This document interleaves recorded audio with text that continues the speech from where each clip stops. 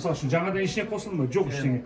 Тура сол көкемнің жазған нәрселері ең аяғы қазір оқулықтарда тура сол көкемнің негіздеген айтқан дәйектемелері соларды алады. Сол бетінде енді әкемнің атын атамайды ол жерде қазір. Иә, бірақ ссылка да жоқ.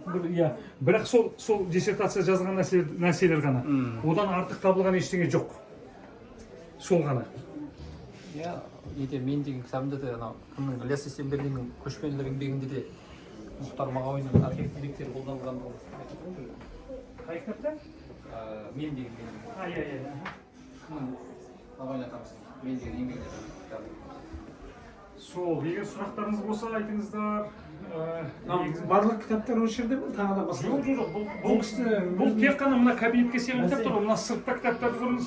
Астыңғыда дәл осынша осы барлық жерде кітаппен бірдей тағы да кітап бар. Оларды орналастырып үлгермедік, өйткені Қазақстаннан көшірген кезде ол жақта мына алынбайтын шкафтар болады. Қалай жеткіздіңіз осы кітаптарды? Қалай жеткіздіңіз?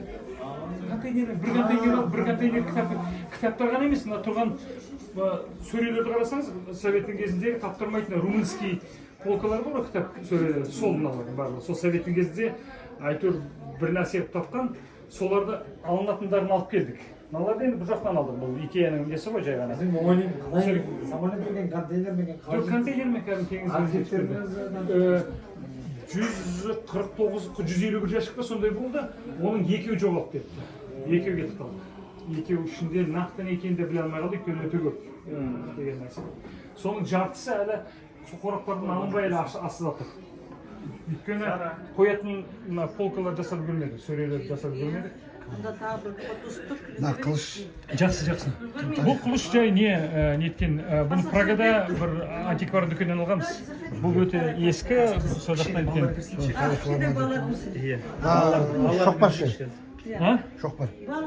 Тоқпақ бұның барлығы әкеме сыйлаған нелер ғой. Берді деген нәрсе ғой. Не емес. Құндылығы шамалы нәрсе.